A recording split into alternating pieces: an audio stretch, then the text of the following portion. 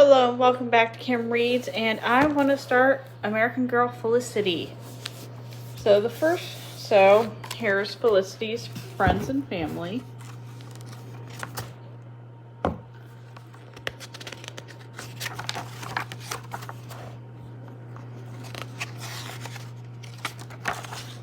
And the first story is Meet Felicity.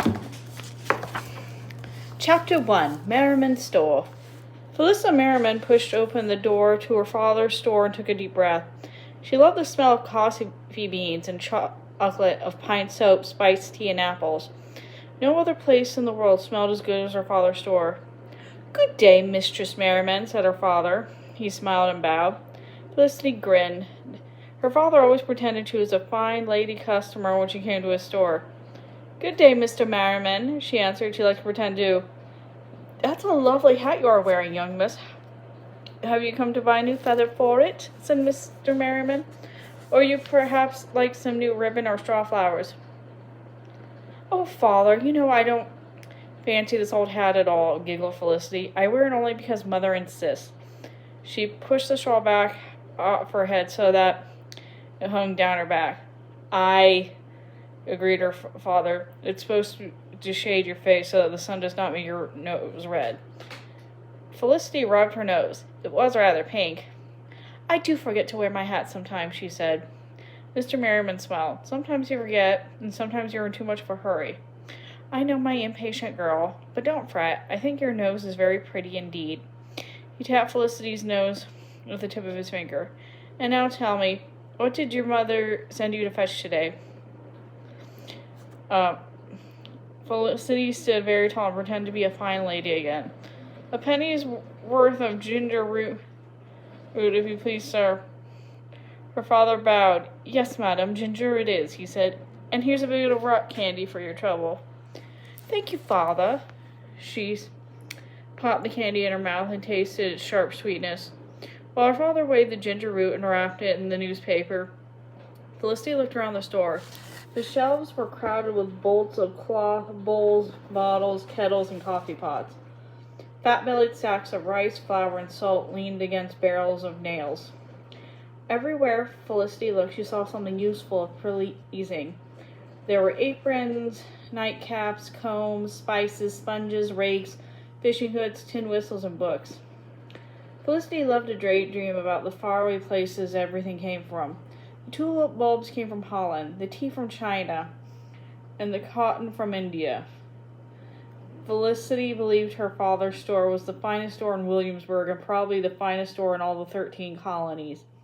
The King of England himself didn't go to a better shop in London, Felicity was sure. Mr. Merriman handed Felicity a neatly wrapped packet. "Here is your ginger, Lissy," he said, "but put it safe in your pocket so you won't lose it the way you lost the sugar last week." Felicity put the ginger deep in her pocket. "I didn't quite lose the sugar, father," she said. "I gave it away." "To a horse," laughed Mr. Merriman. "Ah, yes, now I remember." He winked at his daughter. "I believe you'd get a horse to anything. You do love horses, don't you, Lissy?" "Aye," said Felicity, nodding happily. Mr. Merriman patted Felicity's pocket. "Mind you, don't give this ginger to any horse. I'll be very disappointed. I'm hoping it's meant for a cake to go with my supper this evening.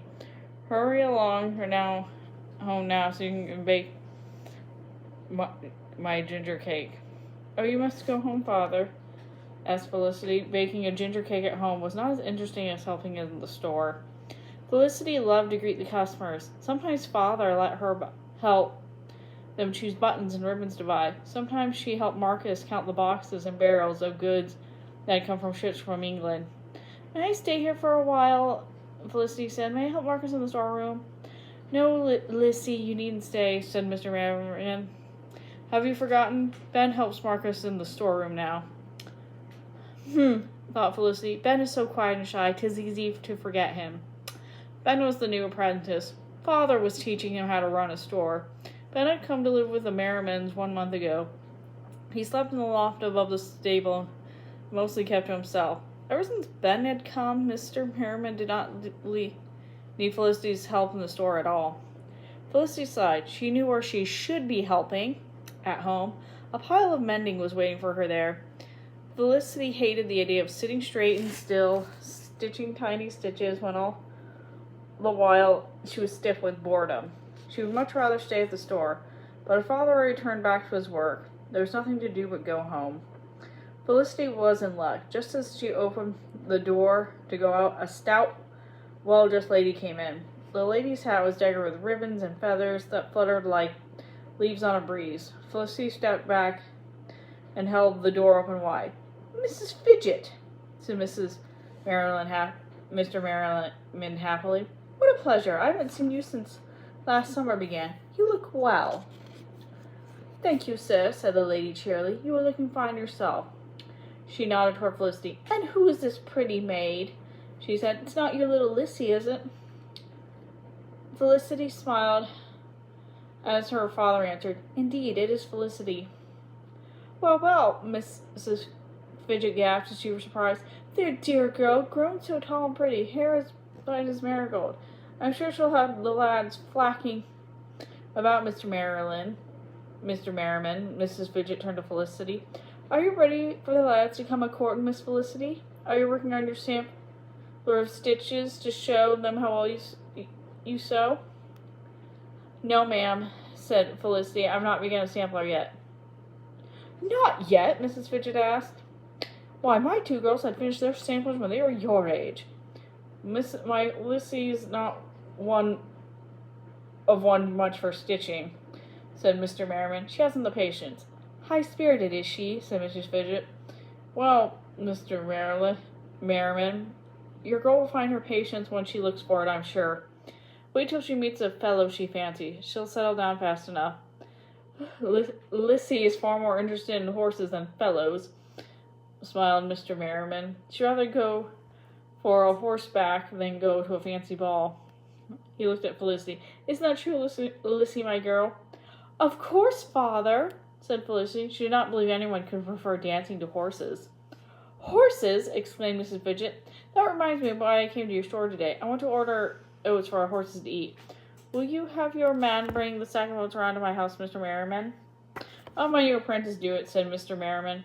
"Ben is going to deliver a new bit and harness to Jiggy Nye at the tannery this afternoon. He will bring the oats to your house on his way." "Very well," said Mrs. Fidget. She lowered her voice in a gossipy tone. "I know why that good-for-nothing Jiggy Nye wants a new harness and bit. I hear he's got himself a new workhorse. He wanted gambling or some such thing. In any case, he didn't pay for it, mind you." Felicity listened closely. She wanted to hear more about Mr. Nye's new horse. But Mrs. Fidget frowned and said, "I believe he worked his old horse to death. That man is a cold-hearted scoundrel. He is not to be trusted. You better tell Ben to make sure Jiggy pays for the harness right away." "That I will," said Mr. Merriman. "I'll take no promises for payment from Jiggy. His money would be drunk up before I'd see it." Mr. Merriman glanced at Felicity and stopped talking, but Felicity knew all about Mr. Nye. Everyone knew he drank too much rum. When he did, he went to the rages and left his work undone. His house was always a mess, and his fences were always falling down. Felicity didn't dislike him for any of those reasons. She hated Mr. Nye because he killed poor cows and horses that were too old to work anymore and made leather from their hides. "What's Mr. Nye going to do with the new horse? He's not going to work it to death too, is he, father?" asked Felicity. "Don't worry about Jiggy Nye's new horse," said Mr. Merriman. "I'm sure it'll be strong and healthy. Mr. Nye would be foolish to mistreat it." He kissed Felicity on the forehead. "Now you run along home. Your mother will be wondering what's become of you and that Ginger. Goodbye, my child." "Goodbye, father." Good day, Mrs. Fidget," said Felicity. "Farewell, Miss Felicity," said Mrs. Fidget. Felicity stepped out into the bright afternoon. She walked home thinking only one thing. Mr. Nye has a new horse, and I'm going to see it, somehow, as soon as I can. And that's the end of that chapter. Thanks for listening.